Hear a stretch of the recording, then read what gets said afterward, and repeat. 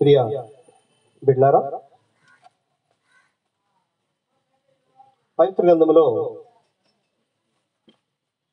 గొప్ప గొప్ప విశ్వాసులు ఉన్నారు. అబ్రహాం దగ్గర నుంచి అపోస్తుల వరకు గొప్ప గొప్ప విశ్వాసులలో ఒక ఆయన, ఒక మంచి ప్రవక్త, ఒక మంచి సేవకుడు, ఒక మంచి దైవజనుడు కూర్చున్నటువంటి పాఠ్యాంశం ఈరోజు మీ ముందు ఉంచాలని ఆశ కలిగి ఈరోజు విశ్వాస వీరుడైనటువంటి యెహోషువ జీవితం, యెహోషువ విశ్వాసపు జీవితం అనే టైటిల్, దాని మీద మనం the life of Jashuva, the life of the faithful life of Jashuva, యెహోషువ విశ్వాసపు జీవితం అనేటువంటి ఈ అంశములో మనం ఈరోజు నడుస్తూ ఉన్నాం. ప్రియదేవుని బిడ్లారా, యెహోషువ గ్రంథములో మనకి ఇవ్వబడినటువంటి, అనగా నాకు ఇవ్వబడినటువంటి 3వ అధ్యాయం నుంచి 8వ అధ్యాయం వరకు అతని విశ్వాసమును ఎలా అతను కనపరిచాడు. ఓకే, మీరంతా అలర్ట్గా ఉన్నారు కదా, వింటున్నారు కదా, వింటున్నారా? వెరీ గుడ్, అలర్ట్గా ఉండండి. వాక్యమును ఇదంతా మీకు ప్రజెంట్ చేయడానికి నేను ట్రై చేస్తాను. మీరు చక్కగా ప్రిపేర్ అయ్యి దాన్ని రేపు ఎప్పుడైనా చెప్పేయాలి అనేటట్లుగా మీరు తయారైపోవాలి. మీరే చెప్పేయాలి ఈ లెసన్. అవును, స్టూడెంట్ టీచర్ అయినప్పుడు ఏం చేస్తారు? టీచర్ గానే చెప్పేస్తారు కదా. సో లైక్ దట్ మీరు అలాగనే చెప్పేటట్లుగా తయారయ్యేటట్లు ఇటు నోట్స్ అటు ఎక్స్ప్లెనేషన్ రెండు కంపేర్ చేస్తూ క్రొత్త నిబంధనలో మనం ఎలా ఉండాలో అంటూ ఒక వే, ఒక మంచి స్పిరిచువల్ వే అలాగా కంటికి అద్దినట్టుగా చూపించడానికి ప్రయత్నం చేస్తాను. జాగ్రత్తగా వినండి.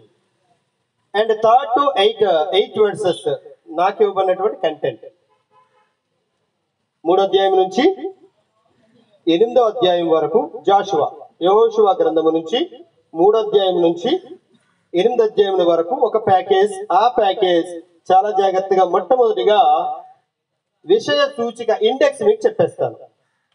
3వ అధ్యాయం నుంచి రోమన్ నెంబర్ 1 మీకు ఇప్పుడు ఫస్ట్ ఏం చేస్తారంటే టైటిల్ పెట్టుకోండి, రోమన్ నెంబర్ 1 పెట్టుకోండి. రోమన్ నెంబర్ 1లో విషయ సూచిక అని పెట్టుకోండి. దానికి ఇండెక్స్ అంటారు, ఇంగ్లీష్ లో ఇండెక్స్ అంటారు. విషయ సూచిక తెలుగులో రాసుకున్నటువంటి బిడ్డలైతే.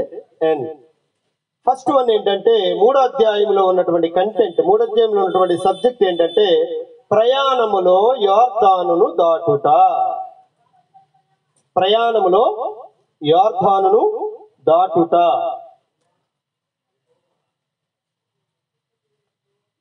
They passed Jordan in the journey.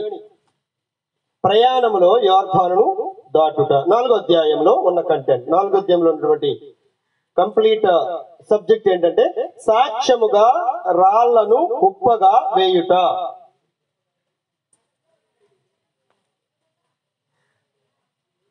సాక్ష్యముగా రాళ్లను కుప్పగా వేయుట. 5వ అధ్యాయంలో సున్నతి చేయించుట. మీకు ఎండ తగులుతుంది, కొద్ది ముందుకు వచ్చేయండి, వచ్చేది అండ్ ఇటైనా వచ్చేయండి. ఇబ్బంది పడుతూ వి కాంట్ యాక్చువల్లీ, అది మనం వినలేం.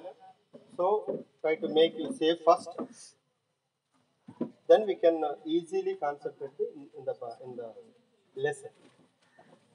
సో అది మీరు సేఫ్ లో ఉండండి, పీస్ గా ఉండండి, హ్యాపీగా ఉంటేనే అర్థమవుతుంది కనుక.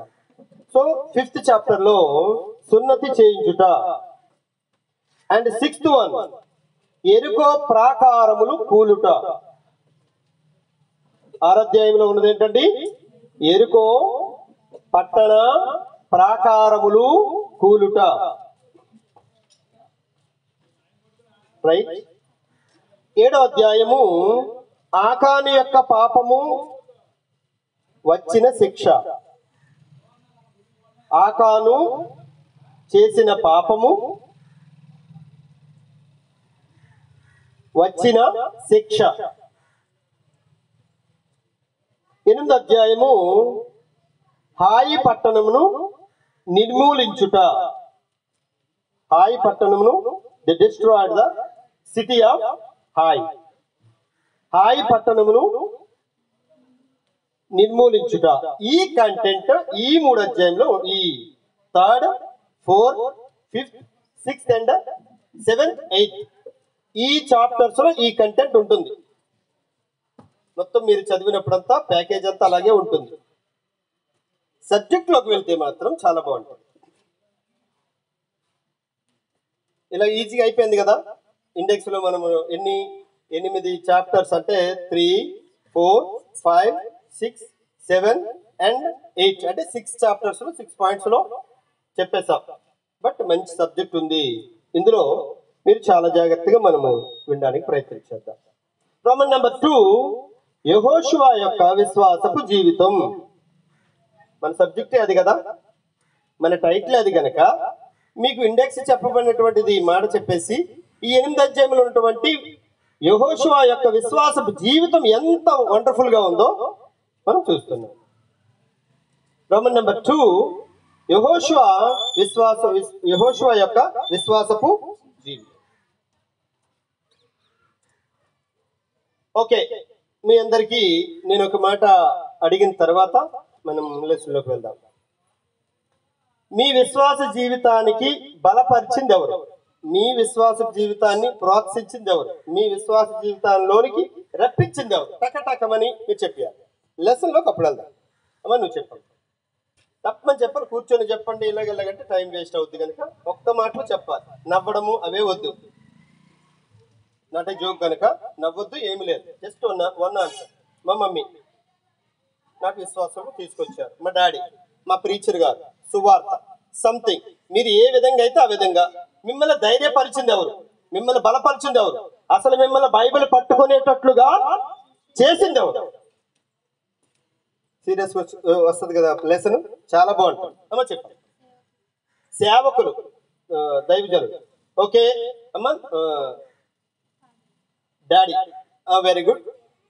పేరెంట్స్, మమ్మీ డాడీ ఇద్దరు. పేరెంట్స్, సేవకులు, దైవజనులు.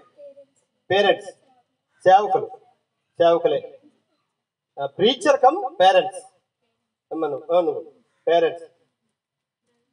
Brother, mummy, mummy, parents. Preacher and teachers. Mother, parents. పర్లేదు, కొద్దిగా గట్టి చెప్పండి. టిఫిన్ తిన్నారుగా? తిన్నారా లేదు? తినలేదా? అమ్మ చెప్పండి, టిఫిన్ తెప్పించేద్దాం. ఒకవేళ అలాగే జరిగితే మాత్రం నేనేం చేశానంటే తిందాం అనుకుని వైజాగ్ నుండి అలా కారులో వస్తూ మర్చిపోయి ఒంపూరు వరకు వచ్చాం. ఎవరు? నేను తినలా కనుక మనం ఏం చేద్దాం, క్లాస్ ఆఫీస్ తినేద్దాం ముందు. అలా చేయకండి, ఆకలితో పనులు చేయకండి. ఉపవాసం అన్నది వేరు, అది భక్తికి సంబంధించి. నైస్. అండ్ అమ్మ నీ వరకు వచ్చాను అనుకుంటా, రైట్? మీరంతా చెప్పారా? అవునా? రైట్ అమ్మ, మీరు చెప్పారు. మీరు మదర్, నీ దగ్గరే కదా తల్లి, కొద్దిగా గట్టి చెప్పండి. మీరు చెప్పండి. ఫ్యామిలీ, దైవజనుడు, సేవకులు. పేరెంట్స్, మమ్మీ, ప్రీచర్ గారు, డాడీ, మామయ్య. Family came to hear. Okay, very good. Family, preacher గారు, మదర్, సేవకులు. అందరు క్లాప్స్ కొట్టండి అందరి కోసం గట్టిగా గట్టిగా. నేనైతే ఒక ఫ్రెండ్ ద్వారా వచ్చా దేవుళ్ళలోనికి. 6th క్లాస్ టైంలో ఒక ఫ్రెండ్ ద్వారా ఛాలెంజ్ చేశాడు. వాడు ఛాలెంజ్ చేస్తే నాకు ఛాలెంజ్లు అంటే చాలా ఇష్టం కనుక నేనేం చేశానంటే ఒప్పేసుకున్నాను. యేసుక్రీస్తు వారు తప్పేంటో నువ్వు చెప్తే నేను హిందువుని అయిపోతాను, చేయకపోతే నువ్వు క్రైస్తవుడు అవ్వాలి అని ఛాలెంజ్ చేశాను. ఛాలెంజ్ ఏంటి చెప్పండి? యేసు ప్రభు చేసిన తప్పు ఒకటి చెప్తే నేను హిందువుని అయిపోతాను, నువ్వు చెప్పలేకపోతే నువ్వేమవ్వాలి? క్రైస్తవుడు అవ్వాలి. గట్టి కొట్టదు లేదా ఫైట్? చాలా ఫైట్ చేశాను. పూజని వెళ్ళి అడిగాను, మా మమ్మీని వెళ్ళి అడిగాను, పక్కన మా మామీ గారిని అడిగాను. 3 రోజులు టైం మా ఇద్దరికి అగ్రిమెంట్. ఏ క్లాస్ అప్పుడు? 6th class. సండే స్కూల్ పిల్లోడిని. ఆ టైంలో ఇంకా సండే స్కూల్కి వెళ్ళలేదు. స్టార్టింగ్ పర్సన్ అతనే. 3 రోజులు ట్రై చేశా, ఎవరు చెప్పలేదు. చెన్నైకి తీసుకొచ్చి కొత్త నిబంధన నా చేతిలో పెట్టాడు. ఆ రోజు నేను చాలా ఏడ్చుకున్నాను. దేనికో తెలుసా? దేనికి చెప్పాలి అది మ్యాటర్ ఏంటంటే యేసుక్రీస్తు, బైబిల్ ఇవేం మనకు తెలియదుగా. ఇవేం తెలియదు కనుక దేనికి ఏడ్చాను నేను? ఓడిపోయాను అని ఏడ్చాను. ఇప్పుడు ఓడిపోయినందుకు నవ్వుతున్నాను. తెలిసిన తర్వాత ఏం చేయాలి? సో ద ఫస్ట్ జాషువాకి ఫౌండేషన్ ఎవరు? జాషువాకి ఫౌండేషన్ డాక్టర్ ఒకసారి చూడండి. ఫస్ట్ పాయింట్, విశ్వాసమును బలపరిచిన వారు. మొదటి పాయింట్ రోమన్ నెంబర్ 2లో. మీకు ఎక్కడ కన్ఫ్యూజ్ లేదు, ట్రాక్ లోనే ఉన్నాం. చూడండి, ద్వితీయోపదేశ కాండము 31వ అధ్యాయం 7వ వచనం. ఒకరు తీయాలి, తక్కువ చదవాలి. మన క్లాస్ అంతా హై స్పీడ్ గా వెళ్ళాలి. చాలా సబ్జెక్టు మనం ఈ 8 అధ్యాయుల్లోనే ఉంది. అదంతా మీకు ప్రజెంట్ చేశాను. చదవండి. మరియు మోషే యెహోవాను పిలిచి నీవు నిబ్బరము కలిగి ధైర్యముగా ఉండు. యెహోవా ఈ ప్రజలకు ఇచ్చుటకు వారి పితరులతో ప్రమాణం చేసిన దేశమునకు నీవు వీరితో కూడా చాలండి. అది రాసుకోవడానికి గనక ఏం చేయాలంటే, యెహోషువను బలపరిచింది మొట్టమొదటి ఎవరండి? మోషే గారండి. కొంచెం యవనస్తుడిగా ఉన్నప్పుడు పరిచారకుడు అయ్యాడు. పరిచారకుడు అయినటువంటి అతడు దాసుడిగా పనిచేశాడు, పరిచారకుడే పనిచేశాడు. ప్రీచర్ గారి వెనకాల బైబిల్ పట్టుకోవడం కానీ, ప్రీచర్ గారి వెనకాల సేవకు వెళ్ళడం కానీ జాషువాకు తెలుస్తుందేమో కానీ మీకు తెలుస్తుందో నాకు తెలియదు. ఇంకోసారి చెప్తా, ప్రీచర్ గారి వెనకాల బైబిల్ పట్టుకోవడం కానీ, ప్రీచర్ గారి వెనకాల వెళ్ళడం కానీ, సేవలో ఉండడం కానీ జాషువా లాంటి బిడ్డడికి తెలుసు కనుక అతను ఏమయ్యాడు? పరిచారకుడు కాస్త ఏమయ్యాడు? నాయకుడు అయ్యాడు, ప్రవక్త అయ్యాడు. అంటే ముందు పరిచారకుడితోనే ఒక హెల్పర్ గాని, నేర్చుకున్నటువంటి నేర్పర్ గాని, నేర్చుకున్న స్టూడెంట్ గాని ఉంటే మంచి లైఫ్ ఉంటుంది అనేటువంటి జీవిత శైలిని చూపించిన వ్యక్తి ఎవరు? యెహోషువ. తర్వాత 1వ అధ్యాయం 18వ వచనం. యెహోషువ గ్రంథము 1వ అధ్యాయం 18వ వచనం. జాషువా 1:18. అక్కడ అతన్ని బలపరిచింది ఎవరు? నీ మీద తిరుగుబడి నీవు వారికి ఆజ్ఞాపించి ప్రతి విషయములో నీ మాట వినని వారందరూ మరణ శిక్ష నొందుదురు. యెహోషువ గ్రంథము 1:18 నేను చెప్పింది. Okay, clear. నీవు నిబ్బరము కలిగి ధైర్యం తెచ్చుకున్నవలెనని, నీవు నిబ్బరము కలిగి ధైర్యంగా ఉండు యెహోషువకు ఉత్తరం ఇచ్చిరి. ఎవరు? అక్కడ ఉన్నటువంటి ప్రజలు, అక్కడ ఉన్నటువంటి పెద్దలు. నువ్వు చిన్నోడవని, నీకేం చేత కాదని, నువ్వెప్పుడు ఓడిపోతావని, అసలు నీ గురించి నువ్వు ఆలోచించడం మానేసి నువ్వేం చెయ్యాలంటే నిబ్బరము కలిగి ధైర్యంగా పనిచెయ్యు, మేము నీ వెనకాలంటాం. ఎవరండి? ఇశ్రాయేలు పెద్దలు, ప్రజలంతా కూడా ఏం చేశారంటే అతనికి ధైర్యాన్ని ముందు చెప్పారు. పొరపాట్లు తరపాట్ల దగ్గర మనం ఎక్కువ నవ్వుతుంటాం. పొరపాట్ల దగ్గర, తడబాట్ల దగ్గర ఏం చేస్తుంటాం? నవ్వుతుంటాం. అందులో నేర్చుకోవాల్సిన చాలా విషయాలు ఉంటాయి, ఉండవా? చెప్పాలి. ఇప్పుడు మాట్లాడుతున్న ఇంగ్లీష్ అంతా ముందు మనకు వచ్చేసిందా? చెప్పాలమ్మా. నేను హిందీ మాట్లాడితే హిందీ వాళ్ళంతా సూపర్ నవ్వుకునేవారు. ఎందుకంటే మనకు రాదు, కానీ వదలం. మీకు అర్థమైంది నేను చెప్పింది? నేను మాట్లాడేటప్పుడు మొత్తం హిందీ వాళ్ళంతా నవ్వుకునేవారు, వాళ్ళు బాగా నవ్వుకునేవారు. కానీ నేను మాత్రం ఏం చేసేవాడిని కాదు, హిందీ మాట్లాడటం ఆపేవాడిని కాదు. ఇప్పుడు హిందీ ప్రీచర్ అయ్యా. మీకు అర్థమైందా? హిందీలో వాక్యం చెప్పగలిగిన ప్రీచర్ అయ్యాను. హిందీలో ఆరాధన నడిపించగలరు. కానీ వాళ్ళకి ఏమనుకునేవారంటే, ఈ అబ్బాయి నవ్వుకు, ఈ అబ్బాయి బాగా మాట్లాడుతున్నాడు చూడు, ఒక్కటి కనెక్షన్ లేదు, ఒక్కటి గ్రామర్ లేదు. మీకు అర్థమైందా? ప్రతి లాంగ్వేజ్ కి గ్రామర్ ఉంటుంది ఉండదా? ఉంటుంది. టిఫిన్ వచ్చాయి అన్నాం అనుకోండి, బాగుంటుందా? టిఫిన్ వచ్చిందంటేనే బాగుంటుంది. ఇలాగనే ఏది పడితే అది మాట్లాడేసి ఇంగ్లీష్ లో కూడా అంతే, ఏది పడితే అది మాట్లాడేసి. ఇప్పుడు ఫారిన్ లాంగ్వేజ్ కూడా ట్రాన్స్లేట్ చేయగలను, ఇంగ్లీష్ ఫారిన్ వాళ్ళు లాంగ్వేజ్ మాటల్లో కూడా ట్రాన్స్లేట్ చేయగలిగినప్పుడు తలాలు. అంటే ధైర్యంగానే ఉండు, మేము మీ మాట వింటాము, నువ్వు సేవకు పనికొస్తావు, నువ్వు ఇప్పుడు కుర్రోడువని చిన్నోడువని ఎప్పుడు అనుకోవద్దు అనేటువంటి మాట సీనియర్ అయినటువంటి దైవజనుడు మోషే గారు బలపరిచారు. తర్వాత ఎవరు? ప్రజలు పెద్దలు బలపరిచారు. తర్వాత ఇంకో మాట చదువుదాం. జాషువా 1:5, 8:1-5 యెహోషువ గ్రంథం.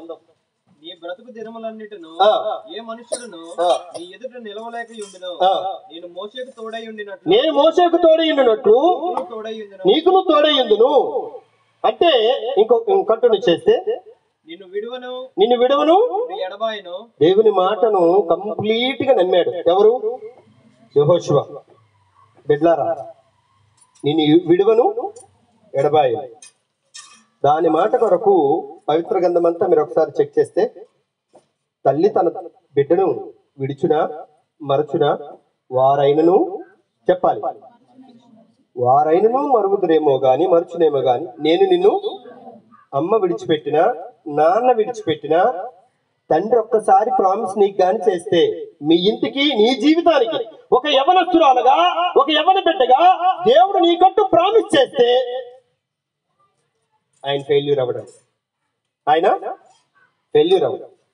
ఫెయిల్యూర్ అవ్వాల్సినంత ఎవరు అవ్వచ్చు? కెన్ బి మనం అవ్వచ్చు. కానీ దేవుడు ఎప్పుడు విడువడు ఎడబాయుడు అనేటువంటి మాట మరలా హెబ్రీ పత్రిక 11:23లో వాగ్దానం చేసిన వాడు నమ్మదగిన వాడు. మీకు కనెక్టింగ్ వెర్సే చెప్తున్నాను, రాసుకోండి. చదవడానికి మాత్రం చాలా పెద్ద లెసన్ ఇది. కనుక నమ్మదగిన వాడు కనుక మనము ఒప్పుకున్నది హెబ్రీ పత్రిక 11:23 కనెక్టింగ్ వెర్స్.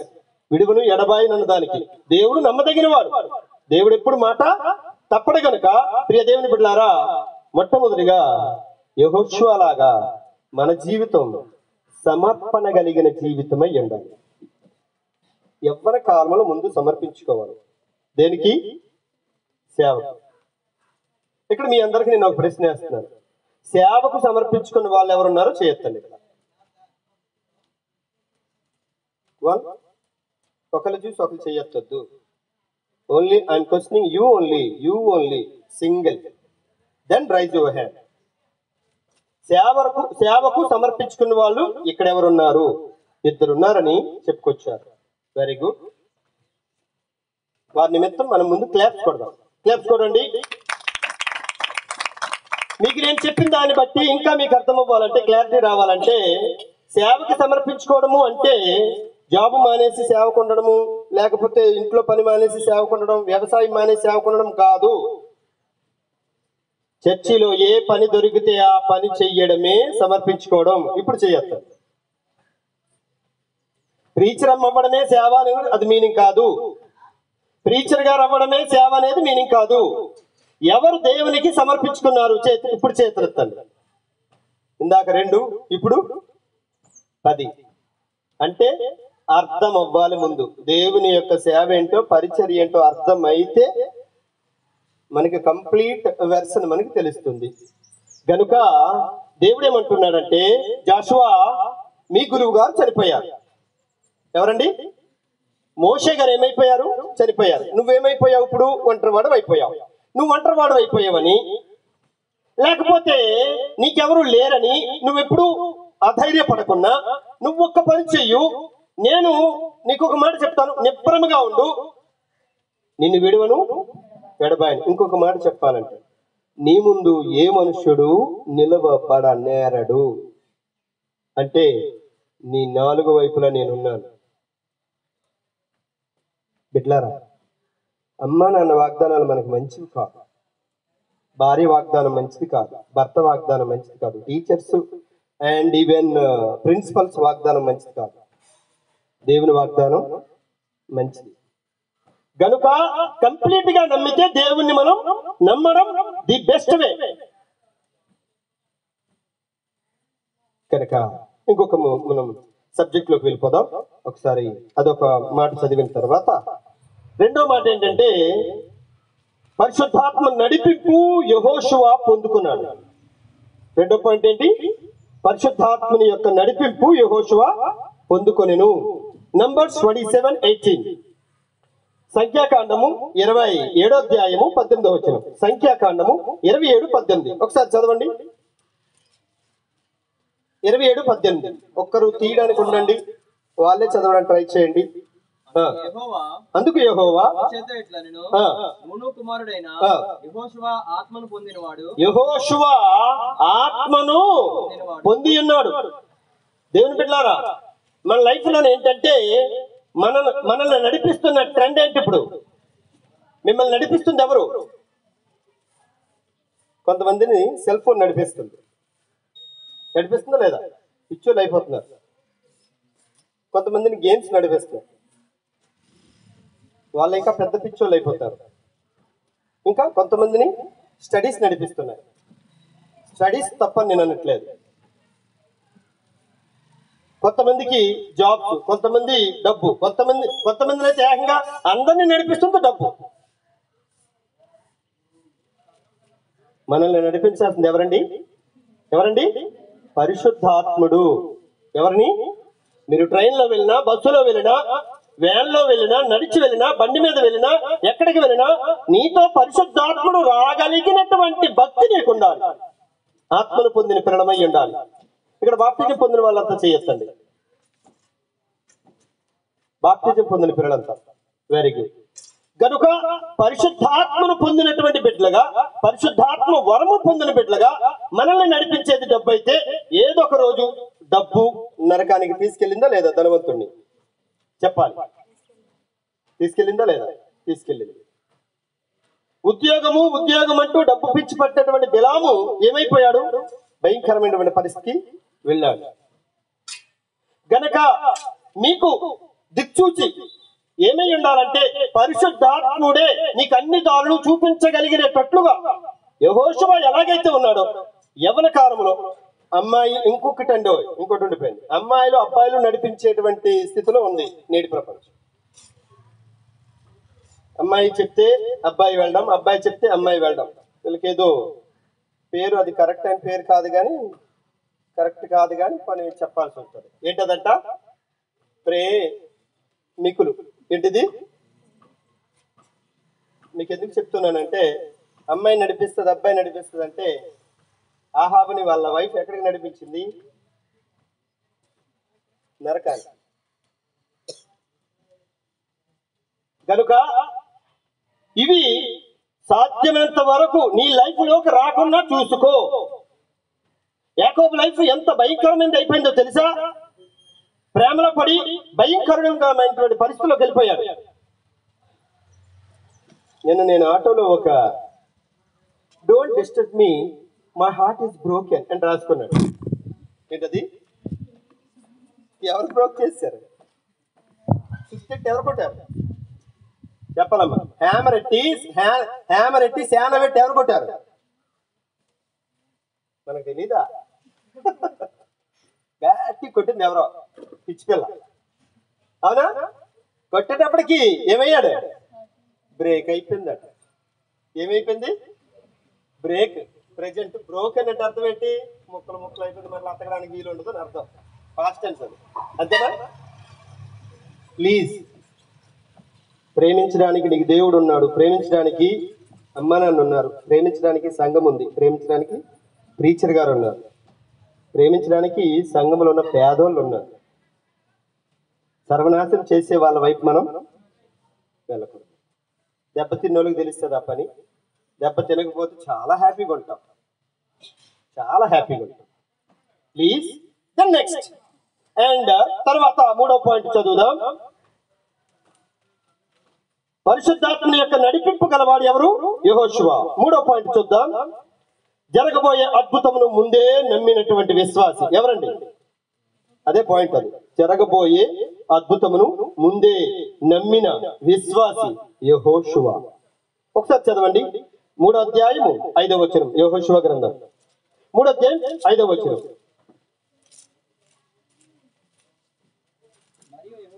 మరియు యెహోషువ రేపు యెహోవా మీ మధ్య అద్భుత కార్యమును చేయను గనుక మిమ్మును మీరు పరిశుద్ధపరచుకునుడని.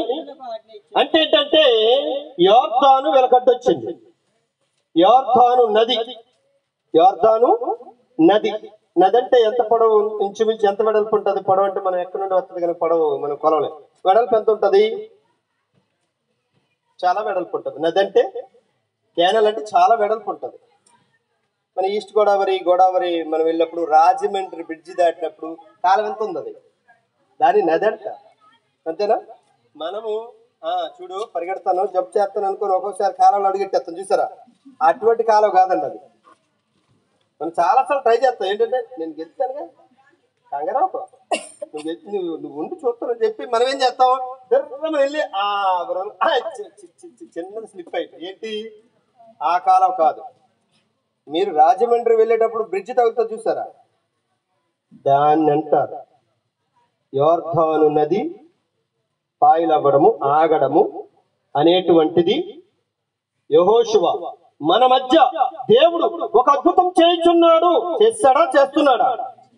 చేస్తున్నాడు. చేయలేదు ఇంకా. కానీ జరగబోయే అద్భుతాన్ని కూడా ముందే నమ్మగలిగిన విశ్వాసి ఎవరంటే యెహోషువ. మన లైఫ్ లో అద్భుతం జరుగుతుందనేటువంటిది మనం నమ్మితే దేవుడు ఖచ్చితంగా మన జీవితాన్ని ఎలా నడిపిస్తాడు? అద్భుత రీతిలోనే నడిపిస్తాడు. దానికి సపోర్ట్ 16th verse చదవండి. 3:16. నేను బుక్ చెప్పనప్పుడు యెహోషువ గ్రంథమే అని ఫిక్స్ అయిపోండి. బుక్ పేరు చెప్పమన్నప్పుడు యెహోషువ గ్రంథం అని ఫిక్స్ అయిపోండి. దాని నెంబర్ రాసుకోండి. ఎందుకంటే మన ప్రపంచం అంతా ఏంటి? యెహోషువ గ్రంథమే కనుక. ఓకేనా? చదవండి ఒకసారి 16వ వచనం. 3:16. పైనున్న నీళ్లు బహుదూరమున ఏకరాశిగా నది నీళ్ళన్నీ కూడా ఏమైపోయాయి?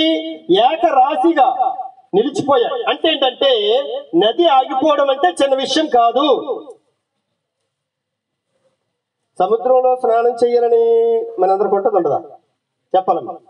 సముద్రం చూసినంటే మన ఫీలింగ్ ఏంటంటే మంచి డ్రెస్ వేసుకొచ్చిరాను, అవసరంగా ఏదో దారి తప్పి వెళ్తాం. అప్పుడు ఇలా వెళ్దామని మంచి డ్రెస్ వేసుకొచ్చాను. ఏం కావాలి మనకు? ఇప్పుడు మామూలు డ్రెస్ కావాలి. దేనికి?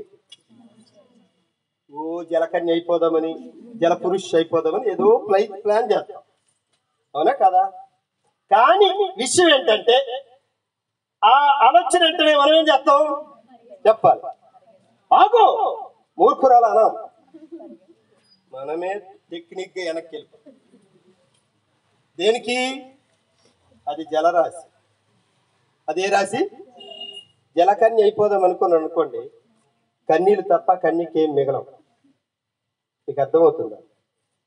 అంటే జలము అనేటువంటిది మాట వినదు. యేసుక్రీస్తు వారు మాట విన్నదా లేదా? తుఫానుతో మాట్లాడారు యేసుక్రీస్తు వారు, గాలితో మాట్లాడారు యేసుక్రీస్తు వారు, సముద్రంతో కూడా మాట్లాడారు. మనం మాట్లాడడం మనకు చేతగాక నువ్వెవరని అంటది గనక మనం ముందు ఇలా ఉండి నా మాట ఎలాగైందని చెప్పేసి మనం తెలివితేటలో వెనక్కి వెళ్ళిపోతాం. సింపుల్, అంతేనా? అక్కడ మొత్తం జలరాశి అంతా కూడా ఒక రాయి ముక్కలాగా, ఒక రాతి బండలాగా ఉండిపోయింది. కారణం ఏంటో తెలుసా? విశ్వాసముతో ఆ ప్రయాణం కొనసాగుతుంది గనక, విశ్వాసి అయిన నాయకుడు అక్కడ ఉన్నాడు గనక, ప్రార్థనాపరుడైన నాయకుడు అక్కడ ఉన్నాడు గనక అటువంటి హై లెవెల్లో అది అద్భుతం జరిగింది. హెబ్రీ పత్రిక 11:1. విశ్వాసం అన్నది, నేను చదివేస్తున్నాను, విశ్వాసం అన్నది నిరీక్షింపబడి వాటి యొక్క నిజ స్వరూపం, అదృశ్యమైనవి ఉన్నవనటకు రుజువునై ఉన్నది. విశ్వాసం అంటే కనిపించని అద్భుతాన్ని, కనిపించని భవిష్యత్తును, కనిపించని జీవితాన్ని నమ్ము. క్రీస్తునందు ముందు నమ్ము. యేసుక్రీస్తు వారు నీకును నీ ఇంటికి ఇవ్వబోయే భవిష్యత్తును ముందు నమ్ము. విశ్వాసం అంటే అదే. కనుక దేవుడు అంటున్నటువంటి మాట ఒకసారి చూద్దాం. దేవుడి పిల్లలారా, విశ్వాసంతో ఏమేం జరిగాయో అదొకసారి చూద్దాం. 6వ అధ్యాయము 2వ వచనము యెహోషువ 6:2 రాసేసుకోండి.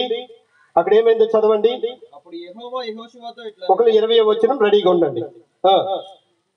చూడుము నేను ఎరుకోను దాని రాజును పరాక్రమ గల నీ చేతికి అప్పగించున్నాను. 20వ వచనం. యాజకులు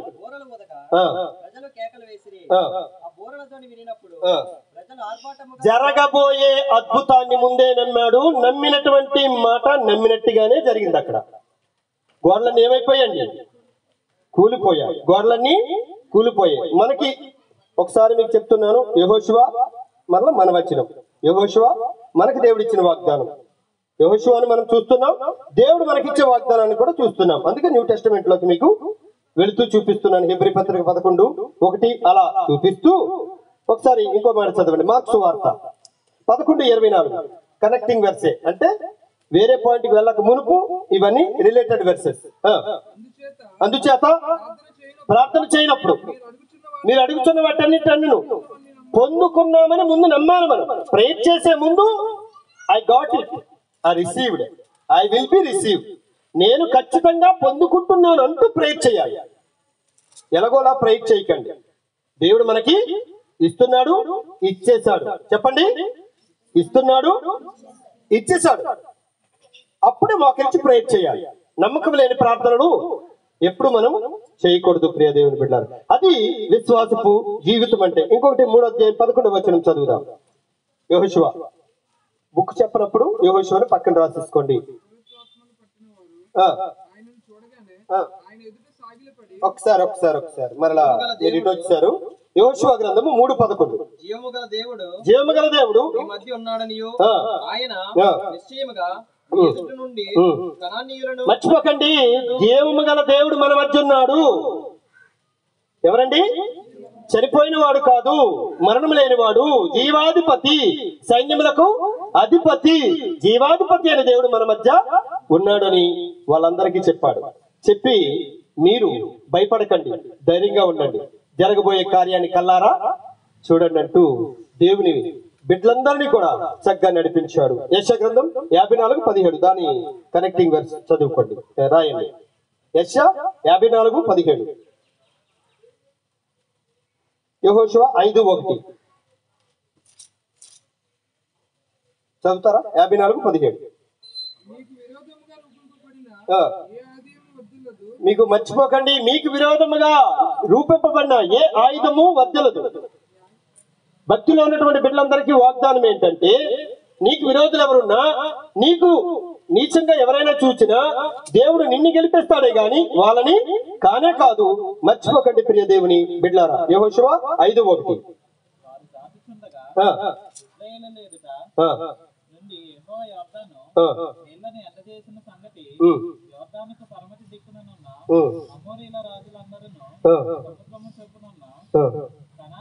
కనానీయుల రాజులందరూ ఎలాగండి అక్కడ జరిగే అద్భుతాన్ని చూశారు, విన్నారు, విని భయపడిపోయారండి. మన మధ్య వస్తున్న ఈ ఇశ్రాయేలు జనం ఏంటి, ఈ యెహోషువ ఏంటి, యొర్దాను నది ఆగిపోవడం ఏంటి, యెరికో గోడలు కూలిపోవడం ఏంటి, ఇటువంటి భయంకరమైన విని వాళ్ళు ఏమయ్యారంటే గుండెలు భయంకరమైన నీళ్ళలాగా అయిపోయిందండి. ధైర్యంగా ఉన్న వాళ్ళంతా కూడా కరిగిపోయారు. దేవుడు మన మధ్య ఉన్నాడు. దేవుడు మన మధ్య ఉన్నాడు. మన ఇంట్లో దేవుడు ఉన్నాడు. నీతో దేవుడు ఉన్నాడు. నీవు వెనక్కి వెళ్లకుండా యెహోషువలాగా ముందుకు కొనసాగిపోవడమే జీవిత రహస్యం. 4వ మాట, అవిశ్వాసి ఎక్కడున్నా నష్టమేనండి. అవిశ్వాసి ఎక్కడున్నా నష్టమే. ఒకసారి ఆ మాట 4వ పాయింట్ అది చదవండి ఒకసారి. 7వ అధ్యాయం 4వ వచనము యెహోషువ గ్రంథం. కాబట్టి జనులలో ఇంచుమించు 3,000 మంది అక్కడికి వెళ్ళిరు గాని వారు హాయి వారి ఎదుట నిలవలేకపోయిరి. అంటే ఏంటండి, ఆకాన్ ఏం చేశాడంటే శపింపబడిన వాటిల్లో కొన్నింటి దాచేశాడు. వద్దు వద్దు వద్దు అని దేవుడు చెప్పాడు. దీన్ని ఏమంటారంటే కక్కుర్తి అంటారు. దీన్ని ఏమంటారు? కక్కుర్తి. వద్దు వద్దు అని దేవుడు చెప్తే ఇతని వలన 3,000 మంది చనిపోయారు. హాయి వారి మధ్య వీళ్ళు ఏం చేయలేకపోయారు, యుద్ధానికి నిలబడలేకపోయారు. యోషువ చాలా బాధపడిపోయాడు. అదేంటి, దేవుడు నాకు మొన్నే కదా చెప్పాడు, నేను విడువను ఎడబాయనని చెప్పాడు. ఇదేంటి, ఇశ్రాయేలు సమాజంలో ఇశ్రాయేలు ఓడిపోవడమా? నీ ఎదుట ఏ మనుషుడు నిలవనేరడని అక్కడ దేవుడు నాకు చెప్పాడు. ఇక్కడ చూస్తే 3,000 మంది మా ఇశ్రాయేలు ప్రజలు, మా విశ్వాసులు చనిపోయారు అని బాధపడ్డాడు. కారణం ఏంటో తెలుసా? పిండి ఎంత ఫ్రెష్ గా ఉన్నా పులిసిన పిండికి చిన్నది కలిస్తే ఏమవుతుంది, ముద్దంతా పులిజేయను. బైబిల్లో ఉందా లేదా యేసుక్రీస్తు చెప్పిన మాట? చిన్న విసుపు చుక్క చాలు ఏమైపోద్ది, ఫుడ్ అంతా పాయిజన్ అయిపోద్ది. సంఘానికి మనం పాయిజన్ లాగా ఉండకూడదు, ఇంటికి పాయిజన్ లాగా ఉండకూడదు, సమాజానికి పాయిజన్ లాగా ఉండకూడదు. సమాజానికి అమృతాన్ని, వాక్యాన్ని, కుటుంబానికి వాక్యాన్ని పంచేటువంటి మహాత్ముల ఉండాలి నేటి యూత్ మీరంతా కూడా. అటువంటి ఆకాను చేసిన తప్పు వలన చాలా మంది చనిపోయారు, చాలా మంది చనిపోయారు. ఇంకో మాట కూడా చదువుదాం చూడండి. 5వ వచనం 12వ వచనం చదువుదాం. మరునాడు వారు ఈ దేశపు పంటను తినుచుండగా మన్నా మానిపోయెను. మన్నా మానిపోయాను. మన్నా కూడా ఏమైందండి, ఆగింది. అవిశ్వాసి 7:12 చదివారు మీరు? 7:12. కాబట్టి ఇశ్రాయేలీయులు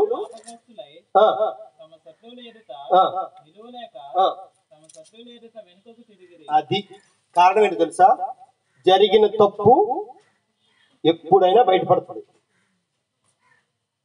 రహస్యమైనదేదియు చెప్పాలి, రహస్యమైనదేదియు బయలుపరచబడ నేరదు అని. అంటే అర్థం ఏంటంటే మన సీక్రెట్స్ ఓపెన్ అవుతాయి. అవ్వ డైరీలో ఉన్నా, సెల్ ఫోన్ లో ఉన్నా, జీవితంలో ఏదున్నా నీ టాప్ సీక్రెట్ దేవుని దగ్గర హై రేంజ్ లో కనబడుతున్నాయి. కనుక మనకి ఏముండకూడదు చెప్పాలి, పాప పూరితమైన సీక్రెట్స్ ఉండకూడదు యూత్ దగ్గర.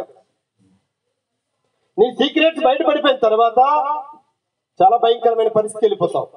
కనుక ఏదైనా మిస్టేక్ చేస్తే మమ్మీ డాడీకి ముందు చెప్పేయాలి, మమ్మీ నాది తప్పు అయిపోయింది, డాడీ నాది తప్పు అయింది. టీచర్ అయితే టీచర్, ఫ్రెండ్ అయితే ఫ్రెండ్, ప్రీచర్ అయితే ప్రీచర్, కన్న తండ్రి దగ్గర అయితే కన్న తండ్రి దగ్గర క్లియర్ గా చెప్పేసి క్లోజ్ చేయి ఆ ఫైల్. ఎందుకంటే ఆకాను చేసింది ఒకడే తప్పు చేశాడు, కానీ ఎంతమంది చనిపోయారు ఇంట్లో? ఇశ్రాయేలు సమాజం అనే ఇంట్లో ఎంతమంది? 3,000 మంది బలి తీసుకున్నాడండి. ఎవరు? అతనే కదా. ముందు కొంతమంది చనిపోయారు, తర్వాత కొంతమంది చనిపోయారు. మొత్తం వెళ్ళిన వాళ్ళంతా ఏమైపోయారు? చనిపోయారు. పొరపాటు ఏముందిలే, నాకు తెలియలేదులే, ఎవరికి తెలియదులే అనుకుంటే కాదు, సీక్రెట్స్ అని బయటకు వచ్చేస్తాయి. తర్వాత ఇంకొక మాట, దానికి సపోర్ట్ వర్స్ మనం ఒకసారి చదువుదాం చూడండి. 5:6 చదవండి ఒకసారి. యోషువ గ్రంథమే 5:6.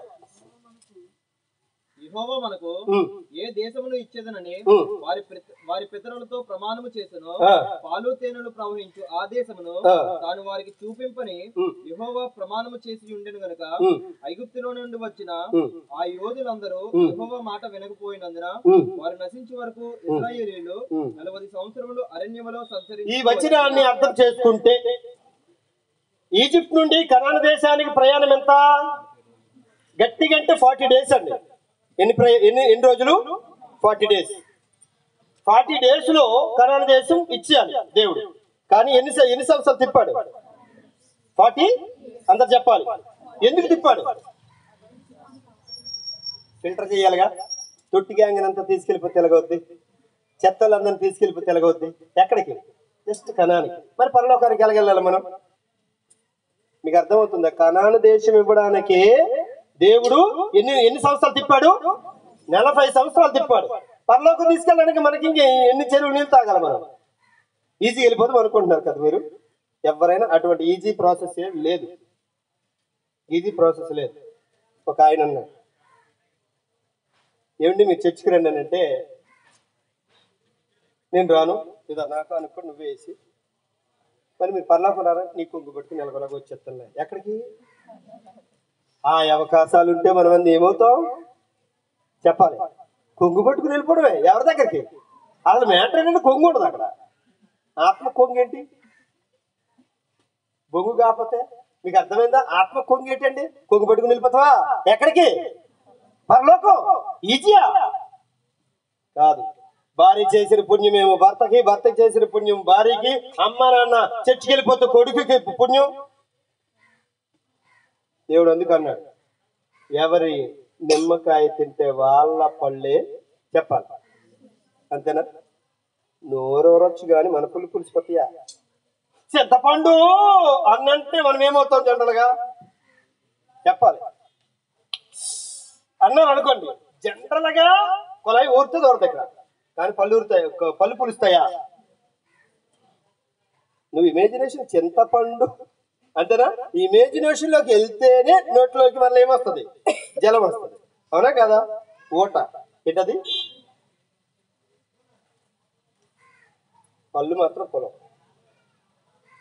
గనుక ఎవరు తప్పు చేస్తే వాళ్ళే నరకానికి వెళ్తారు, ఎవరు సేవ చేస్తే వాళ్ళే పరలోకి వెళ్తారు. రైట్? ఇంకో మాట, మనం కొంచెం స్పీడ్కి వెళ్ళిపోవాలి. అమ్మో మీకు నేను మొత్తం ఇస్తాను ఇవ్వలేను.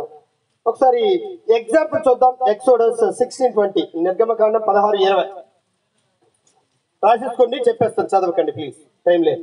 ఇక్కడ ఏంటంటే, ఏ రోజు మన్నా ఆ రోజు ఇస్తాను, ఏ రోజు టిఫిన్ ఆ రోజు ఇస్తాను, ఏ రోజు ఫుడ్ నేను అలా ఇస్తాను, మీరు దాచుకోవద్దు, బాక్సుల్లో పెట్టుకుని దాచుకోవద్దు అని దేవుడు చెప్పాడు.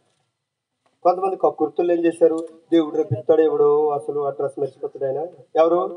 మా ఇంటి డోర్ నెంబర్ రాకపోతే మా ఇంటి మీద కింద అంటే పార్సిల్స్ వచ్చేవి అనమాట. ఎక్కడి నుంచి? స్విగ్గీ బుగ్గి అప్పుడు నుండి ఉంది. నాకు అర్థమైందా? ఇప్పుడు స్విగ్గీ అవ్వకండి, బుగ్గి అయిపోతారు, అంత మంచివి కాదు. ఓకే, ఆ రోజు దేవుడు పార్సిల్ పంపించేవాడు. ఎక్కడికి? Door to door. అవునా కదా? అంతేనా? రైట్. డోర్ టు డోర్ పంపించినప్పుడు రేపు ఇస్తారన్నా కూడా, ఆ పెద్దమ్మ అమ్మమ్మ రేపు డౌట్ బాక్స్ పెట్టే, బాక్సులు పెట్టే, మన కుటుంబానికి సరిపోయినట్టు. వాళ్ళు పెట్టలేదు, వీళ్ళు పెట్టలేదు, వీళ్ళు అమాయకులు. మనం ఏం చెయ్యాలా? మనం తెలివైన వాళ్ళం కదా, తెలివైన వాళ్ళం కనుక బాక్సులో పెట్టారు, మన్నా పెట్టారండి. ఉదయం చూసేటప్పటికి వాళ్ళు ఫ్రెష్ భోజనం చేస్తారు, వీళ్ళు ఫ్రెష్ భోజనం చేస్తారు, వీళ్ళు బాక్సులు పురుగులు ఉన్నాయి. ఏమన్నా? కకృతికి ఎప్పుడు పోకూడదు. లైఫ్ స్టైల్గా ఉండాలి, లైఫ్ నీట్గా ఉండాలి, చాలా ఆత్మీయంగా భక్తిగా ఉండాలి. భక్తిపరుడు అవిశ్వాసి ఎక్కడున్నా దరిద్రమే. దరిద్రమే కాదు, దరిద్రమే. గనుక ఎవరైనా ఏమండి ఈరోజు చర్చికి ఆగిపోదామా అని అన్నారు అనుకోండి, మీ ఫ్రెండ్ కానీ మీ తమ్ముడు కానీ మీ చెల్లి కానీ అన్నారు అనుకోండి, నువ్వు ఆగిపో, నేను వెళ్ళిపోతాను అన్నారు అనుకోండి, వాళ్ళు ఏమవుతారు? అమ్మో నువ్వు వెళ్ళిపోతావా, నేను మిస్ అవుతా, నేను వచ్చేస్తున్నాను అంటారు. ఆగిపోదాం అనండి మీరు, నా మనసులో ఉన్నమాట నువ్వే చెప్పావే చెల్లి, రాయే బంగారు తల్లి, నా బుల్లి అని అనకండి. జీవితం లొల్లి. మీకు అర్థమైందా మీకు? అటువంటి డైలాగ్ వేయకండి, అస్సలు వద్దు. ఎందుకంటే తర్వాత జీవితం లొల్లి. దేనికి రాకుండా పోతాం, దేనికి పనికిరా. చర్చిలో మనం పనికొస్తేనే, సేవకు పనికొస్తేనే నెక్స్ట్ ప్రమోషన్ దేవుడు ఇస్తాడు, ఏదైనా ఆశీర్వాదం. Okay, very good. ఒకసారి చదవండి. అవిశ్వాసి ఉంటే అలా ఉంటుంది కనుక జాగ్రత్త. 5వ వచనం, 5వ పాయింట్, 6:23 చదవండి, ముగించేద్దాం. ఎక్కడ ఆఫ్ కూడా అవ్వలేదండి, ఏం చేద్దాం చూద్దాం. వాళ్ళు బ్రేక్ ఇస్తారు, మనం బ్రేక్ ఇచ్చేది, కానీ కొంచెం స్పీడ్గా చెప్పుకొచ్చేస్తాం. ఓకే, చదవద్దు, మీరు పని చేద్దాం, కొంచెం ముందుకు వెళ్ళిపోతాం. 6:23 చదవండి. అక్కడ వేగుల వారైనటువంటి వారిని రాహాబను వేశ్య చేర్చుకుంది. యెహోషువ విశ్వాసి గనక ఉపకారమునకు ఏం చేశాడు? ప్రత్యుపకారం చేశాడు. మనకి ఎవరు హెల్ప్ చేశారో వాళ్ళకి ఏం చేయాలి? మనం హెల్ప్ చేసేయాలి. మనల్ని ఎవరు పెంచారో వాళ్ళని మనం పెంచాలి. అమ్మ నాన్న మనం పెంచాలి, భర్తను పెంచాలి, భార్యని పెంచాలి, పిల్లలు పెంచాలి. ఎవరు మనకి హెల్ప్ చేశారో మనం ఏం చేయాలి? రుణం తీర్చేసుకోవాలి. యెహోషువ ఏం చేశాడంటే ఆ రోజు ప్రామిస్ చేశాడు, నీవు వేగుల వారిని చేర్చుకున్నావు కనుక యెరికో అనే పట్టణం నాశనం అయ్యేటప్పుడు నీ కుటుంబాన్ని నేను మా దేవుని నామమున రక్షిస్తామని ఏం చేశాడండి? విశ్వాసగా ఉన్న మాట మీద నిలబడ్డాడు. మనం అవునంటే అవును, కాదంటే కాదు. సొన్నము సిమెంట్ పాలిష్ రాయకూడదు. అవునంటే అవును, పర్లేదండి, బాధపడ్డా పర్లేదు. అవునంటే అవును, కాదంటే కాదు. దాని సపోర్ట్ వర్స్ మనము చదివేద్దాం. రోమపత్రిక 13:8 ఒకసారి చూడండి. ఉపకారమునకు ప్రత్యుపకారం చేసుకోవాలి మనం. అది చదవాలి ఒకసారి, ఇంపార్టెంట్ అది. ఒకసారి చదవండి. ఒకరినొకరు ప్రేమించిన విషయంలో తప్ప ఎవరికి ఏమీ అచ్చి ఉండవద్దు. అంటే ఏంటి? మనము ప్రేమ విషయంలోనే సంఘ బిడ్డలను కానీ ప్రీచర్ గారిని కానీ సంఘాన్ని కానీ సేవని కానీ ప్రేమించిన విషయంలోనే మనం రుణపడి ఉండాలి. మళ్ళీ ఏ విషయంలో కూడా ఏమనకూడదు, రుణపడి ఉండకూడదు. 10 రూపాయలు అంటే 10 రూపాయలు తిరిగి ఇచ్చేయడం బెటర్. ఆ 10 రూపాయలు బెటర్ రేపు వస్తుంది రాదా? వస్తుందా రాదమ్మా? అమ్మో నువ్వు తీసుకున్న 10 రూపాయలు దీనివల్ల గొడవలు. దేనివల్ల? మనసు మంచిది కదా, దానివల్ల కాదంట. దేనివల్ల గొడవలు వస్తాయి? డబ్బుల వల్ల వదిన డబ్బుల వల్ల గొడవ వస్తాయి. తీసేసుకో అంట. డబ్బుల వల్ల కాదు, నీ మనసు బాగోదు. డబ్బులు చెడ్డవి కాదు అక్కడ, మనసే చెడ్డది. కనుక ఎవ్వరికి ఏది అచ్చి ఉండదు. అమ్మ నాన్న రుణం తీసుకుందాం అన్న అందరు చేయండి ఇంకోసారి. అందుకే నేను టపక్కమని మాట్లాడినప్పుడు నా డైలాగ్ టప్పని క్యాచ్ చేయాలి. అమ్మా నాన్నను రుణం తీర్చుకోవడానికి ప్రయత్నం చేస్తున్నో చేయొద్దండి. రుణం అంటే తెలియదు కొంతమంది పాపం. మీకు అది ఆ సంగతి తెలుసా?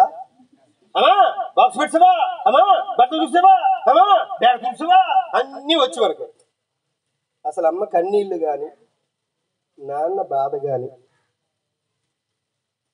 ఏ రోజైనా నీకు కనిపించాయా? కనిపిస్తే ఆ కన్నీళ్ళు ఎలా తుడవాలనుకుంటున్నావు? నా సబ్జెక్ట్ ఎప్పుడు ఎమోషను, నవ్వడము, మళ్ళా సీరియస్ అయిపోవడం ఇలా ఉంటుంది. చాలా బాగుంటుంది. అమ్మ కన్నీళ్లు నాన్న కన్నీళ్లు తుడవడానికి ప్రయత్నం ఎప్పుడైనా చేశావా? దేవుడు చెప్తున్న మాట ఏంటంటే తిమోతి పత్రిక 5:4 రాసేసుకోండి. దాని సపోర్ట్ వర్స్ ఏంటది? ఉపకారములకు ప్రత్యుపకారం చేయడం అనేటువంటిది. తల్లిదండ్రులకు ప్రత్యుపకారం నువ్వు చేసేయాలి వాళ్ళు చనిపోయే ముందే. అమ్మ నాన్న రుణం తీర్చేసుకోవాలి. చాలా జాగ్రత్తగా వినండి. అమ్మ నాన్న రుణం ఏం చేయాలి? తీర్చేసుకోవాలి. జనరల్గా అబ్బాయిలు అయితే మ్యారేజ్ అయిన తర్వాత అవతల అమ్మాయి ఏం చేస్తుందంటే వీళ్ళ అమ్మ నాన్నకి ప్రాధాన్యత ఇవ్వదు. ఆ అమ్మాయి భక్తి లేనిది కనుక, భక్తి ఉన్న వాళ్ళు ఆ పని చేయలేదు. అవును కదా? అత్తామామను కూడా ఏం చేయాలి? బాగా చూసుకోవాలి. వీళ్ళు కూడా అలా చూడరు. అసలు భర్తకు సపోర్ట్ చేస్తే అమ్మ నాన్నని బాగా చూస్తాడు అతను. అత్తామామను చూడాలంటే భార్యగా నువ్వు సపోర్ట్ చేస్తాను కదా వీళ్ళని అతను చూస్తారు. అంటే అర్థం ఏంటంటే వీళ్ళని వాళ్ళని అమ్మా నాన్నలాగా చూడగలిగినటువంటి రూతు లాంటి పెళ్లి కూతుళ్ళు ఎక్కడ ఉండాలి. కోడళ్ళు కూడా కూతురు కన్నా అత్యధికంగా ప్రయాణించగలిగినట్టు నయోమి లాంటి వాళ్ళు తయారవ్వాలి. అమ్మ వచ్చేటప్పుడు కళ్ళు ఎలాగెలిగితే తెలుసా? అత్త వచ్చినప్పుడు ఎలాగుంటాయి? ఫిల్మెంట్ రాలిపోద్ది. మీకు తెలుసా? ఎప్పుడైనా మీరు ఎప్పుడైనా చూడండి, ఎక్కడైనా చూడండి, ఇదే కథ. ఈ దరిద్రపు కథలే కథ కదా ఇలా సీరియల్ పనికి వస్తాయి. నెమ్మదిగా విషం పోసిందో లేదు సీరియల్ దరిద్రంగా లేదు. దరిద్రం కొట్టేవాళ్ళు అంటారు. తీసిన టైం వేస్ట్. మన దేశంలోనే అదరిద్రం. విదేశాల్లో సీరియల్ ఉంటుంది మీకు తెలుసా? ఇంకోటి తెలిసే సినిమా కూడా 40 మినిట్సే వాళ్ళది. మనదో 3 hours దెయ్యాలా. పక్కన ఏం జరిగిందో ఏంటి తెలియదు. ఇలాగ చూసుకుని మాత్రం ఎలాగంటే 3 గంటలు నాశనం. డబ్బులు నాశనం, తర్వాత ధనము నాశనం, సమయం నాశనం. ఒకవేళ ఫ్యాన్ లేకపోయినా ఎవరైనా మధ్యలో నిలబడిపోతే నెట్టి మీద కొట్టాలనిపోతే ఏం జరుగుతుందో తెలియదు. లేకు అంత సీరియస్ అయిపోతారండి. సీరియల్ కొరకు సీరియస్ ఏడ్చిన వాళ్ళు ఉన్నారు లేదా? అమ్మ చెప్పాలి, ఉన్నారు లేదా? ఆ పిచ్చి పంద, ఆ పిచ్చోళ్ళు, ఆ పిచ్చి మంద డబ్బులు సంపాదించడం వాళ్ళు ఏదో ఎమోషన్లోకి వెళ్ళిపోతే ఇలా చూపు ఎలా మారిపోతుంటే అలా ఆయన వచ్చాడో లేదు చూడదు. కలిసింది ఏడు కలిసింది ఏదో కలిసి ఈవిడ ఎక్కడో కలిసిపోయా. జాగ్రత్త. నిన్ను డైవర్ట్ చేస్తున్న ప్రపంచానికి దూరంగా, చాలా దూరంగా ఉండాలి. అమ్మ నాన్న రుణం తీర్చుకుంటానన్న చేయొద్దండి. ఇక్కడ తీర్చుకుంటాను అన్న ఆప్షన్ ఉంది. మా మమ్మీ డాడీ రుణం నేను తీర్చేసుకున్నాను అంటే వాళ్ళిద్దరూ లేరు. నేను తీర్చేసుకున్నాను, గర్వంగా చెప్తున్నాను. మా మమ్మీ డాడీ రుణం నేను తీర్చేసుకున్నాను. తీర్చుకోవడానికి అంటే అంత కృతజ్ఞత అమ్మా నాన్నకి. అంతేగాని ఒలే అండం, ఏరా అండం, అమ్మా నాన్నను కూడా మాట్లాడే విధానం కూడా రాని దుర్మార్గులు ఉన్నారు. మమ్మీ డాడీ మీరు అంటే మంచి లాంగ్వేజ్. నువ్వు అనేది ఒకవేళ నువ్వు అనే మాట ఒకవేళ మీకు అలవాటు అయిపోతే, కానీ నువ్వు దగ్గరే మీరు అనేటట్టుగా చెప్పండి, పలకండి. పలికితే అర్థమవుతుంది. నువ్వన్నా మీరు దగ్గరే ఆ పదం పడితే అర్థమవుదా? కనుక వెరీ గుడ్. అటువంటి బాధ్యత కలిగినటువంటి మహా గొప్ప విశ్వాసి ఎవరంటే యెహోషువ. ఇంకో మాట చదివేద్దాం, 6వ మాట, 7వ అధ్యాయము 6వ వచనము. యెహోషువ గ్రంథం 7వ అధ్యాయము 6వ వచనం నుంచి 9. అదేంటో తెలుసా? సంఘ భారమును మోసినటువంటి విశ్వాసి ఎవరు? పాయింట్ ఏంటండి? సంఘ భారమును మోసిన విశ్వాసి అయిన యెహోషువ. ఆ మాట రాస్తూ 7వ అధ్యాయము 6 నుండి 9 రాసుకోండి. దాని సపోర్ట్ వర్స్ గలతీ పత్రిక 6:2 రాసుకోండి. Very good. 7వ మాట, ఎందుకంటే టైం అయిపోయింది కనుక 7వ మాట చదివేద్దాం. చదవండి ఒకసారి, రాసేసుకోండి. విశ్వాసంతో గొప్ప కార్యాలు చేశాడు ఎవరు? యెహోషువ. విశ్వాసిగా గొప్ప కార్యాలు చేశాడు. 1:8-31 బలిపీఠం కట్టించాడు. ఏం కట్టించాడండి? మర్చిపోకండి, చర్చిలో మన వస్తువు ఉండాలి. ఏంటది? సేవలో మన డబ్బులు ఉండాలి.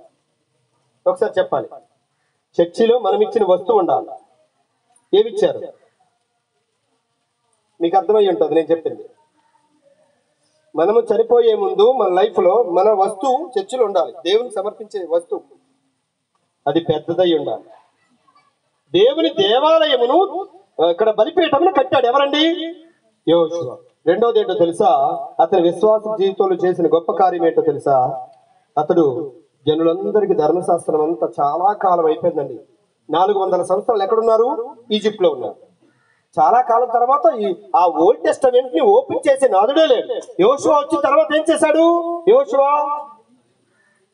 చదివించాడు వాళ్ళకి. క్షమించండి, మోషే తెచ్చిన తర్వాత చాలా కాలానికి ఓల్డ్ టెస్టమెంట్ చదవలేదు వాళ్ళు. ఓల్డ్ టెస్టమెంట్ చదివి ఏం చేశారంటే, ముగించడమేనా? ఇవ్వడమా? ఒక్క 10 నిమిషాలు ఆగి ఇచ్చేద్దాం, నాకు కొంచెం టైం ఇవ్వండి. ఓకే, గనుక 8:34-35 రాసుకోండి. యెహోషువ యొక్క గొప్ప విశ్వాస క్రియలు. ఆఖరి మాట, విశ్వాసికి దేవుడిచ్చు బహుమానం. 8వ పాయింట్, విశ్వాసికి దేవుడిచ్చు బహుమానం. గవర్నమెంట్ మనకేం బహుమానం ఇస్తుంది? గవర్నమెంట్ లో జాబ్ చేస్తే మనకేమిస్తారు వాళ్ళు? పిఎఫ్ ఇస్తారు. ఏమిస్తారు? పిఎఫ్ అంటే ఏంటి అసలు? అవునా? Personal provident fund. అది అంతేనా? ఎవరిది అది? మన శాలరీ నుండి తీస్తారు. మన శాలరీ నుండి తీసి ఆ రోజు అందుతుంది అనుకుంటాం, మన డబ్బులే యాక్చువల్గా. కానీ పిఎఫ్ అందేటప్పుడు బెనిఫిట్స్ ఉంటాయి ఉండవా అంటే ఉంటాయి. ఉండవని నేను అనట్లేదు. కానీ దేవుడిచ్చే బహుమానం. ఇక్కడ మీరు ఎంతమంది సేవ చేస్తున్నారు? చిన్న చర్చి క్లీన్ చేసిన దగ్గర నుంచి, చైర్స్ క్లీన్ చేసిన దగ్గర నుంచి ఇంకా పరిచర్లు చాలా ఉన్నాయి. అక్కడ వరకు మీరు ఎవరైతే పరిచర్య చేస్తున్నారో అందరికీ యెహోషువను ఒకసారి దృష్టిలో పెట్టుకొని విశ్వాసికి దేవుడిచ్చి బహుమానం. అది ఒకసారి చదువుదాం. ఒకసారి చదవండి. 3:7. ఇవన్నీ చదివిస్తే మనం ముగించాలి. 3:7. అప్పుడు యెహోవా యెహోషువతో ఇట్లా నేను మోషేకు తోడై ఉండినట్లు నీకు తోడై ఉండినని ఇశ్రాయేలు అందరూ ఎరుగునట్లు నేను వారి కన్నుల ఎదుట నిన్ను గొప్ప చేయమను. నువ్వంటే ఏంటో ఒక హీరో, నువ్వంటే ఒక గంభీరమైన నాయకుడివి, నువ్వంటే ఏంటంటే ఒక కుర్రోడువో చిన్నోడువో అది కాదు. నువ్వంటే ఏంటో నేను చూపిస్తా. యెహోషువ, నీ హీరోయిజం ఏంటో, నీ సేవ ఏంటో, నీ విశ్వాసం ఏంటో నేను చెప్తాను అని దేవుడే తన విశ్వాసానికి సర్టిఫై చేసి జనులందరి మధ్య గొప్ప చేశాడు. 4:14, 1, 6:27 ఇంకొకటి. దేవుడు అతన్ని హైలైట్ చేయడంలో ఉన్నటువంటి వచనాలు కనుక 1:3-7 వాగ్దానం, 4:14 ఏంటి? ఫుల్ఫిల్ అంటే ప్రామిస్ ని ఫుల్ఫిల్ చేయడం. అండ్ 6:27 కూడా దేవుడు చేసినటువంటి ప్రామిస్ ని ఫుల్ఫిల్ చేయడం. కనుక బిడ్లారా, ఆఖరిగా ఒక మాట మీకు నేను చెప్పి నేను ముగిస్తాను. యెహోషువ గొప్ప యుద్ధ వీరుడు. ఎవరండి? యుద్ధ వీరుడు. ఎక్కడికి వెళ్ళినా 30 మందిని, 300 మందిని, 3000 మందిని నరికి రాగలిగిన వీరాది వీరుడు ఎవరు? యెహోషువ. ముగ్గురికి చెప్పిన, 300 మందికి చెప్పిన, 30 మందికి చెప్పిన, ఉన్న మాట నువ్వు గాని చెబితే నిన్ను కూడా దేవుడు యుద్ధ వీరుడు గాని. మనల్ని దేవుడు ఎవరితో పోల్చాడు? సైనికుడుగా. ఉన్నత లేదా బైబిల్? సైనికుడు. ఎవరు మనం? We are the soldiers of Christ. క్రీస్తు యొక్క సైన్యం. ఇది క్రీస్తు సైన్యం. ఒక క్రీస్తు సైన్యం అంటే యెహోషువయే 3000 మందినో 30,000 మందినో నరకగలిగితే ఒక్కొక్కరు ఒక్కొక్క లెక్కలో చెప్పుకుంటే ఇస్తే ఎంతమంది ఇక్కడ ఉన్నటువంటి వాళ్ళు ఎంతమంది దేవుని బిడ్డలుగా తయారు చేయగలరు ఒకసారి ఆలోచించండి. నువ్వు నోరు విప్పడం నేర్చుకోవాలి. క్రీస్తు గురించి చెప్పడం నేర్చుకోవాలి. ఫ్యాషన్గా వెళ్ళి ఫ్యాషన్గా రాకూడదు. ఫ్యాషన్గా వెళ్ళి ఫ్యాషన్గా వచ్చేస్తే కాదు. ఒకరికి నోరు విప్పి క్రీస్తు గురించి చెప్పు. శత్రువు మిత్రువై దేవుని దగ్గరికి వస్తాడు. ప్రియ బిడ్డలారా, కీర్తనలు 31:19 మన గురించి దేవుడు చెప్పిన మాట. తన యందు భయభక్తులు వారి నిమిత్తం దేవుడు దాచించిన మేలు ఎంతో గొప్పది. ఆఖరిగా రోమా 2:10 ముగించేద్దాం. చదవండి ఒకసారి. 2:10.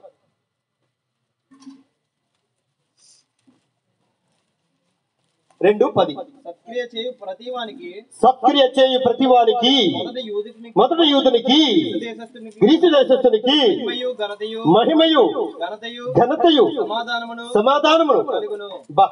దేవుడు ఏం చేస్తున్నాడు? మనల్ని మహింపరుస్తున్నాడు. మనం ఏం చేస్తున్నాం? దేవుని మహింపరుస్తున్నాం. దేవుడే మనల్ని ఏం చేస్తాడట?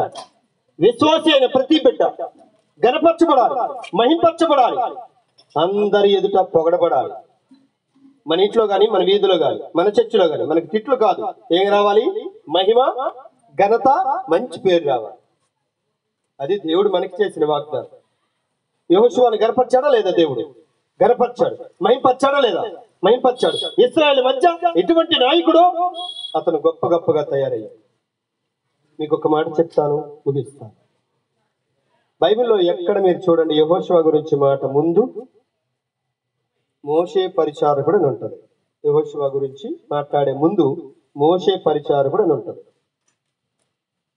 ఒకే దగ్గర ఉంటుంది. దేవుని దాసుడు అని. దేవునికి దాసుడు అంటే అతని జీవితం ఎక్కువగా మోషే సేవ అంటే దేవుని సేవే, కానీ మోషే క్రింద చేశాడు. ప్రీచర్ కింద మనం పనికి రావాలి. ప్రీచరమ్మ గారి కింద పనికి రావాలి. సేవకి పనికొస్తే దేవుడు మిమ్మల్ని ఏ స్థితిలో ఉంచాలో మీరు ఏమనుకుంటున్నారు దాన్ని దేవుడు మీకు ఇస్తాడు. అందరికి వందనాలు. ఓకే, వెల్, ఏమైనా డౌట్ ఉంటే చక్కగా రాశాను, పిక్ తీసుకోవచ్చు. లేదంటే బాగా రాసుకున్నానంటే హ్యాపీ అవ్వచ్చు. ప్రేర్ చేసుకుని ముగించుకుందాం. ప్రార్థన. కన్న తండ్రి నీ స్తోత్రాలు. యెహోషువ జీవితం మా ముందు ఉంచారు. మీకు చాలా చాలా స్తోత్రాలు అయ్యా.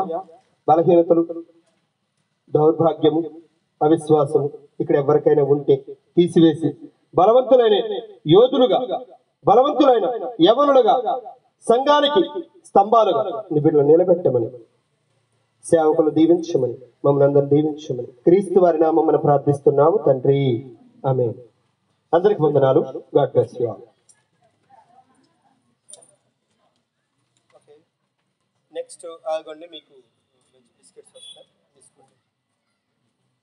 తీసుకొని అండ్ మీకు వేరే ప్రీచర్ గారు వస్తారు నాకు తెలిసి, ఇచ్చండి. ఆ చైర్స్ రెండు తీస్తే మీకు వే అవుతుంది. Okay, and my sir prayer చేయండి అమ్మా. ఓకే, అండ్ నేను వేరే క్లాస్